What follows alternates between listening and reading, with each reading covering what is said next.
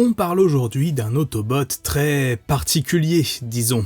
Un énorme cybertronien à l'apparence animale, pouvant se transformer en navette spatiale et à l'ego surdimensionné. Je parle bien évidemment de Skylinks.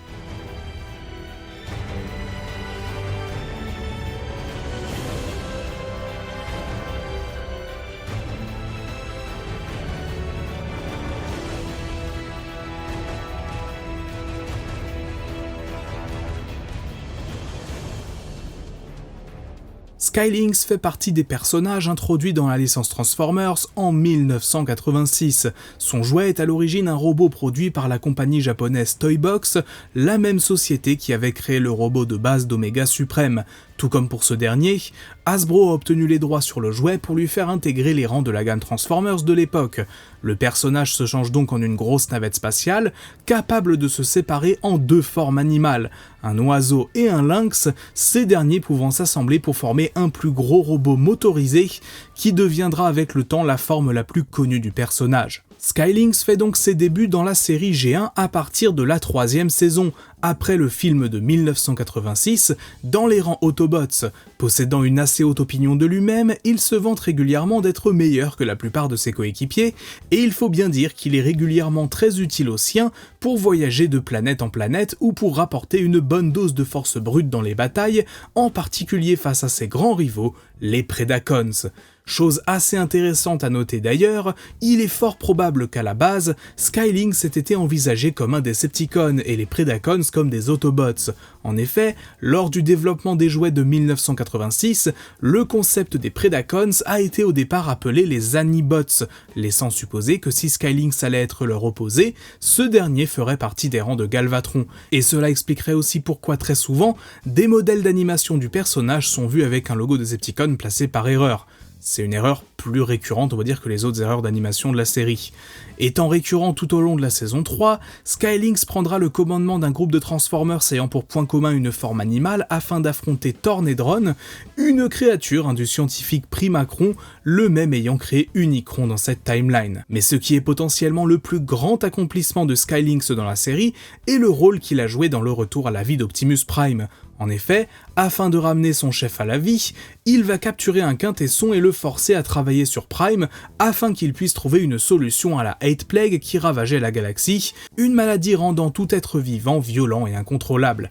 Skylinks participe donc au retour d'Optimus Prime, accompagnant ce dernier par la suite afin de résoudre cette crise sans précédent. Du côté des comics Marvel G1, Skylinks aura un rôle un peu moins mémorable que dans la série. Ici, il est présenté comme un ancien membre des forces aériennes des Autobots sur Cybertron et un vieil ami de Wheeljack qui fait appel à lui lorsque le commandement de Grimlock, récemment nommé leader des Autobots, met en péril le camp tout entier. Lui et Wheeljack se sont connus à l'époque de la guerre, ce dernier le réparant de nombreuses fois. Par la suite, Skylinks se retrouvera au milieu de plusieurs intrigues assez improbables, comme la fois où il est forcé de devenir membre d'un cirque intergalactique, ou lorsqu'il passe à deux doigts d'être mangé par les Mechanibals, des extraterrestres se nourrissant d'êtres mécaniques. Après avoir été sauvé de ces derniers par Landmind et Cloudburst, ce sera à son tour de les sauver. Cependant, après cela, Skylinks disparut progressivement des comics, tout comme dans la série animée, où il n'apparaît pas dans les épisodes The Rebirth, son jouet ayant terminé sa commercialisation.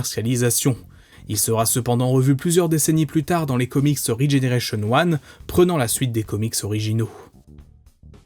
Dans les années qui suivirent la G1 et alors que Transformers entrait dans la Beast Era, avec beaucoup de personnages prenant la forme d'animaux, Skylinks ne sera jamais réexploité durant les années 90.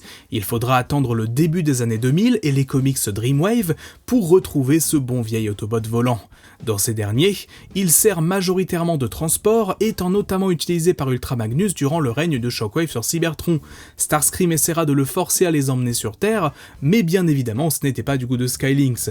Les Decepticons parvinrent alors à le pirater de l'intérieur, le forçant à les emmener jusqu'à la Terre pour retrouver le Nemesis.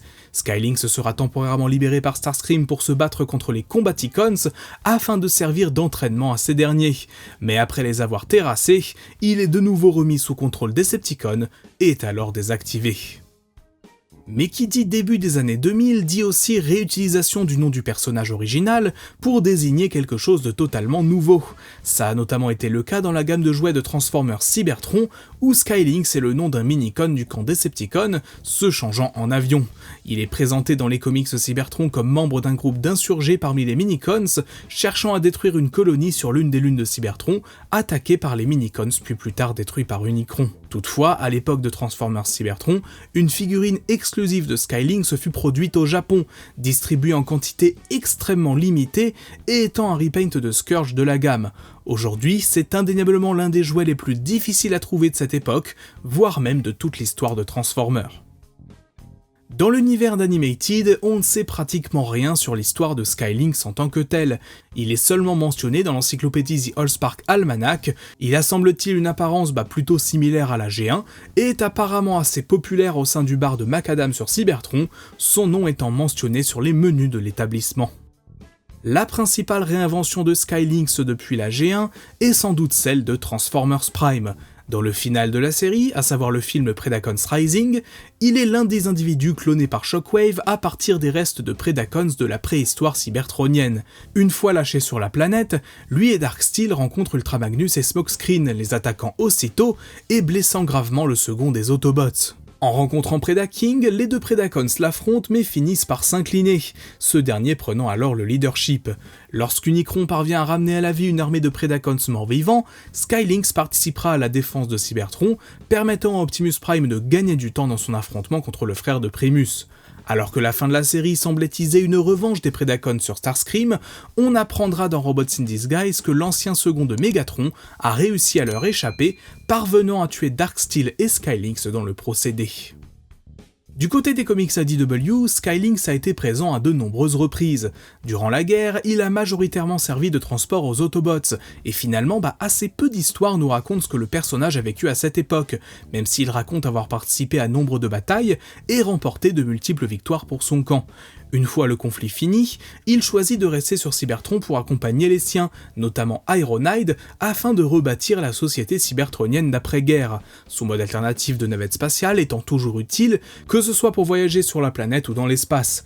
Lorsque Galvatron parvient à reprendre le commandement des Decepticons et qu'il attaque la Terre, Optimus appelle Skylynx en renfort, et si ce dernier se montre particulièrement utile face à des combiners comme Devastator, il est lui-même victime de l'Enigma of Combination, artefact récemment acquis par le leader des Decepticons. Ce dernier force alors une combinaison entre Skylynx, Cosmos, Slugslinger, Thundercracker et Sunstreaker, formant ainsi Skyrain, un tout nouveau combiner, bien que temporaire heureusement, et finalement arrêté par Superion. Lors de l'arrivée d'Unicron dans notre système solaire, Skylynx se retrouve en première ligne face à ce dernier, et participe à la victoire finale des Cybertroniens face à leur plus grand ennemi. La présence d'un combiner avec comme élément central Skylynx dans les comics n'était pas un hasard. En effet, parallèlement à cela, une toute nouvelle figurine du personnage fut commercialisée dans la gamme Combiner Wars. Si elle ne possède plus les différents modes de l'original, notamment les deux modes animaux, la tête de félin du personnage représente ici la tête du combiner que l'on peut former avec lui, pouvant se combiner avec tout un tas d'autres personnages de la gamme. Plus récemment encore, dans la gamme Transformers Earthrise, la première réinvention complète du Skylynx original fut commercialisée au format Commander avec toutes les fonctionnalités du jouet de base et l'ajout d'un mode supplémentaire. Chose inédite pour la licence Transformers, le mode fusée de ce Skylynx a la licence officielle de la NASA, l'une des deux seules figurines de la licence à avoir ce privilège. Cette nouvelle version du personnage lui vaudra une apparition dans la série Transformers Earthrise de Netflix. Se basant sur le caractère vantard et ambitieux que pouvait avoir le personnage original, Skylynx est présenté ici comme un cybertronien ayant tenté d'obtenir la matrice du commandement auprès d'Alpha Trion par le passé, son arrogance et son agressivité lui valant d'être banni à tout jamais dans le Dead Universe. Pendant toutes ces années, il apprit la sagesse et réalisa qu'il n'avait jamais été digne de porter la matrice. Lorsque les Autobots d'Optimus Prime arrivent dans cet univers, il rencontre ce dernier et lui redonne confiance en lui, alors que le leader Autobot était rempli de doutes. Les Decepticons à leur poursuite, Skylynx encaissa un tir du Némésis, se sacrifiant pour permettre aux Autobots à bord de l'Arche de s'enfuir. De nouveau présent dans la seconde continuité d'ADW de 2019 à 2022, ainsi que dans divers jeux vidéo comme Transformers Earth Wars, Skylinks connaît depuis l'époque de Combiner Wars un certain regain de popularité au sein de la licence, après avoir été largement mis de côté durant les années 2000. Skylinks est depuis 1986 un personnage tout aussi populaire que surprenant. Si son concept de base est probablement l'un des plus perchés de la licence, ce qui le rendrait difficilement adaptable dans des médias comme les films live, c'est finalement peut-être cette bizarrerie, ainsi que son caractère bien à lui, qui rendent cet Autobot si mémorable depuis plus de 35 ans.